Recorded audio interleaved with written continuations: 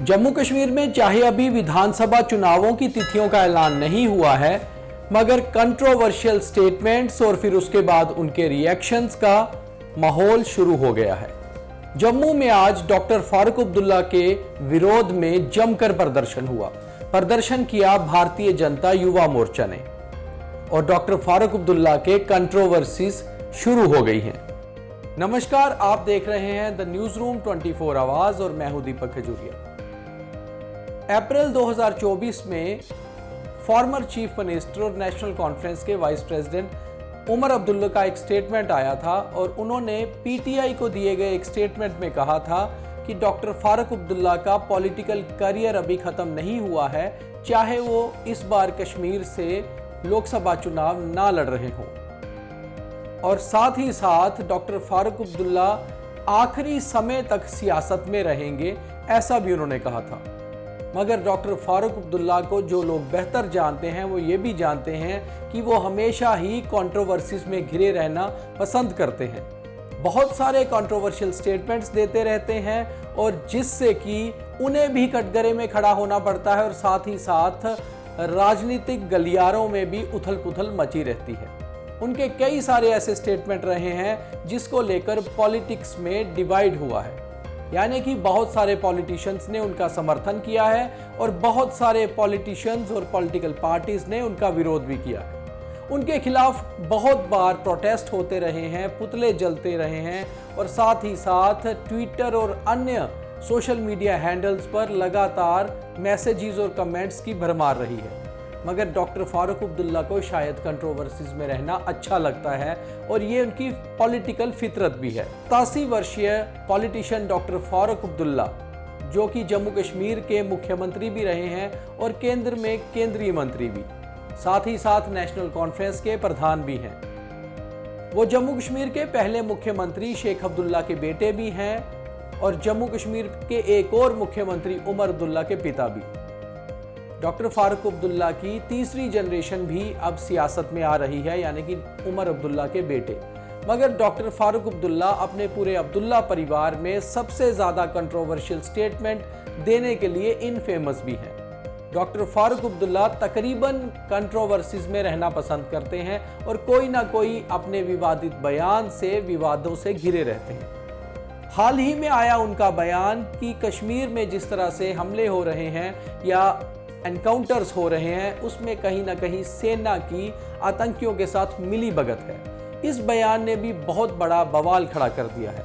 Doctor Farooq Abdullah का जमकर विरोध हो रहा है, पॉलिटिकल गलियारे हों या फिर सोशल मीडिया। इसके अलावा सेना ने भी उनका विरोध किया है और सेना ने कहा है कि डॉक्टर फारूक अब्दुल्ला राजनीति से प्रेरित बयान देते हैं और ऐसे बयान देने से उन्हें बचना चाहिए। वहीं उनके खिलाफ न केवल देश के बाकी हिस्सों में बल्कि जम्मू में भी विरोध प्रदर्शन हो रहे हैं। तो आइए आज आपको बताते हैं कि डॉक्टर फारूक अब्दुल्ला के पिछले कुछ सालों में किस तरह से कंट्रोवर्शियल बयान रहे हैं और क्या क्या कंट्रोवर्सीज उन्होंने खड़ी की हैं और क्या कंट्रोवर्सीज खड़ी करना उनकी फितरत है, वो जानबूझकर ऐसा करते हैं या फिर उनसे कंट्रोवर्सीज क्रिएट हो जाती हैं। तो पहले उनके बयानों की बात करते हैं जो पिछले कुछ सालों से उनके कंट्रोवर्शियल बयान रहे हैं। डॉक्टर फारूक अब्दुल्ला ने 2017 में एक बयान दिया था जिसमें उन्होंने कहा था कि पाकिस्तान ऑक्यूपाइड कश्मीर पाकिस्तान का ही हिस्सा है। डॉक्टर फारूक अब्दुल्ला ने नवंबर 2017 में सिर्फ इतना ही बयान नहीं दिया बल्कि इससे आगे बढ़कर यह भी कहा कि अगर भारत और पाकिस्तान के बीच में दोबारा जंग होती है तो भी पीओके पाकिस्तान का ही हिस्सा रहेगा। उनके उस बयान का जमकर विरोध हुआ, सोशल मीडिया से लेकर सड़कों तक उनके खिलाफ विरोध हुआ। मगर डॉक्टर फारूक अब्दुल्ला को कोई फर्क नहीं पड़ता और उसके एक साल बाद ही 2018 में डॉक्टर फारूक अब्दुल्ला का एक और बयान आया जिसके लिए उन्होंने कहा कि पाकिस्तान में हो रही ट्रेजेडीज के लिए भारत भी इक्वली इंपॉर्टेंट है। डॉक्टर फारूक अब्दुल्ला का 2018 में आया ये बयान भी बहुत बेहद विरोध का शिकार हुआ और उनके खिलाफ देश की कई राजनीतिक पार्टियां और कई राजनीतिक लोगों ने जो है जमकर उनका विरोध किया और ये कहा कि डॉक्टर फारूक अब्दुल्ला, जो कि केंद्रीय मंत्री भी रह चुके हैं, ऐसे बयान देने से उनको बचना चाहिए। उसके कुछ महीने बाद ही नवंबर 2018 में डॉक्टर फारूक अब्दुल्ला ने एक और विवादित बयान दिया। उन्होंने कहा कि आपने पाकिस्तान को कुछ हिस्सों में बांटा है, मगर आने वाले समय में कई और हिस्से होंगे और इसके लिए आप ही जिम्मेवार होंगे। ये जो बयान था डॉक्टर फारूक अब्दुल्ला ने दिया था, इसका साफ ये मकसद था कि भारत किसी समय एक मुल्क होता था और हमने इंडिया और पाकिस्तान बनाया और उसके बाद पाकिस्तान से बांग्लादेश।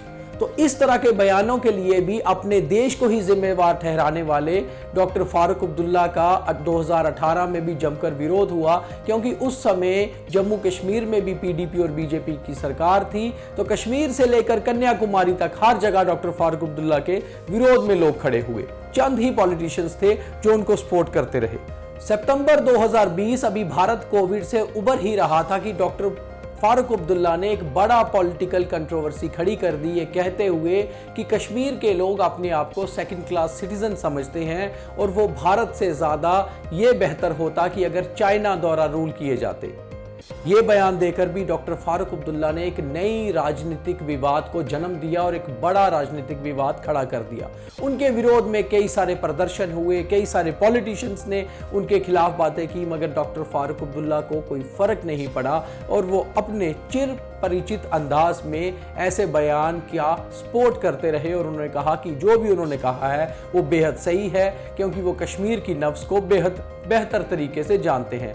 मगर being former chief minister of Jammu and Kashmir और being former central minister, Farooq Abdullah के ऐसे बयान लगातार उन्हें पॉलिटिकल गलियारों में तो एक्टिव रखते ही हैं, मगर कंट्रोवर्सीज का किंग भी माना जाता है। 2020 में ही डॉक्टर फारूक अब्दुल्ला ने एक और बड़ा बयान दिया, जिससे कि एक और विवाद खड़ा हो गया। डॉक्टर फारूक अब्दुल्ला ने दोबारा चाइना की हिमायत करते हुए ये कहा कि चाइना जो भारत के साथ कंट्रोवर्सीज खड़ी कर रहा है, उसका कारण जम्मू कश्मीर से हटाया गया धारा 370 है, क्योंकि चाइना को ये सेमी ऑटोनॉमस कंडीशन जो कश्मीर की हुई है ये पसंद नहीं। ये बयान देने के बाद इतना बड़ा विवाद खड़ा हो गया कि कई केंद्रीय मंत्रियों ने भी डॉक्टर फारूक अब्दुल्ला के खिलाफ जमकर बोला और उस समय डॉक्टर फारूक अब्दुल्ला श्रीनगर से चुने हुए लोकसभा एमपी भी थे और कई सारे पार्लियामेंटेरियंस ने भी डॉक्टर फारूक अब्दुल्ला का विरोध करते हुए ये कहा कि एक चुनिंदा सांसद को ऐसा बयान शोभा नहीं देता, जो साफ ये दर्शाता है कि वो चाइना की बात कर रहे हैं और चाइना की हिमायत कर रहे हैं, जबकि चाइना का कोई भी दखल भारत के किसी मुद्दे पे नहीं बनता। भारत एक इंडिपेंडेंट देश है और जो भी फैसला लिया है भारत के कॉन्स्टिट्यूशनल के हिसाब से लिया है। इस बयान के बाद इतनी बड़ी कंट्रोवर्सी खड़ी हो गई कि कई सारे लोगों ने डॉक्टर फारूक अब्दुल्ला का पॉलिटिकल बायकॉट करने की भी बात कही और कई सारे लोगों ने सोशल मीडिया पर जमकर एक बाढ़ आ गई उनके विरोध में आते हुए कमेंट्स की, मगर डॉक्टर फारूक अब्दुल्ला को कोई फर्क नहीं पड़ा और लगातार कंट्रोवर्शियल बयान देते ही रहते हैं। तो ये हमने जो कुछ आपको बयान बताए, ये डॉक्टर फारूक अब्दुल्ला के वो बयान थे जो उन्हें हमेशा से कंट्रोवर्सीज में रखते हैं और बड़े विवादों में लेकर जाते हैं। मगर क्या डॉक्टर फारूक अब्दुल्ला खुद विवादों में बने रहना चाहते हैं, ये भी बहुत जरूरी है जानना। और अगर हम ये बात कह रहे हैं तो बिल्कुल सही है, क्योंकि डॉक्टर फारूक अब्दुल्ला एक मंजे हुए राजनेता हैं। वो बेहतर जानते हैं कि अपने आप को सियासत में कैसे जिंदा रखना है। वो जब जब ऐसा विवादित बयान देते हैं उसका जमकर विरोध होता है और उन्हें पता है कि जब उनका विरोध होगा वो खबरों में रहेंगे और डॉक्टर फारूक अब्दुल्ला अपने आप को खबरों में रखना बेहतर जानते हैं और कई बार वो इस चीज़ का पॉलिटिकल बेनिफिट भी कश्मीर में लेना चाहते हैं, जो उनका अपना ग्राउंड है, पॉलिटिकल ग्राउंड।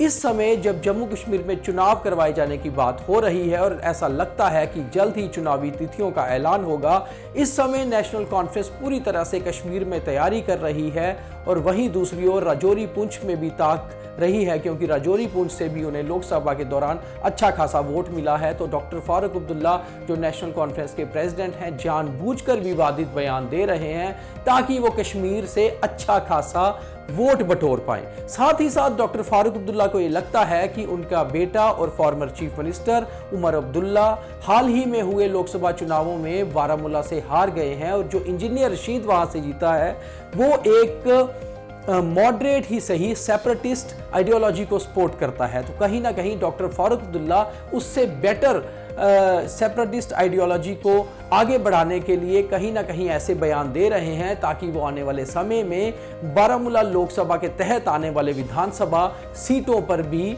राज कर पाएं, वहां से अच्छा खासा वोट बटोर पाएं, जिसको देखते हुए डॉक्टर फारूक अब्दुल्ला का हाल ही में आया सेना और आतंकियों को मिलाने वाला, गठजोड़ बताने वाला बयान बेहद कंट्रोवर्शियल तो है, मगर कहीं ना कहीं उन्हें कश्मीर में सूट करता है। इसलिए भी डॉक्टर फारूक अब्दुल्ला ऐसे बयान जानबूझकर दे रहे हैं। तो डॉक्टर फारूक अब्दुल्ला की अगर हम राजनीति को समझें तो इतनी बात तो साफ होती है कि वो लगातार कंट्रोवर्सीज में बने रहते हैं और शायद इसके लिए वो खुद जिम्मेवार हैं, क्योंकि ये उनकी सोची समझी रणनीति होती है। वो एक पॉलिटिशियन है और बहुत ही मंजे हुए पॉलिटिशियन हैं। वो जानते हैं कि उन्हें कहाँ से बेनिफिट लेना है और कहाँ से माइलेज लेना है।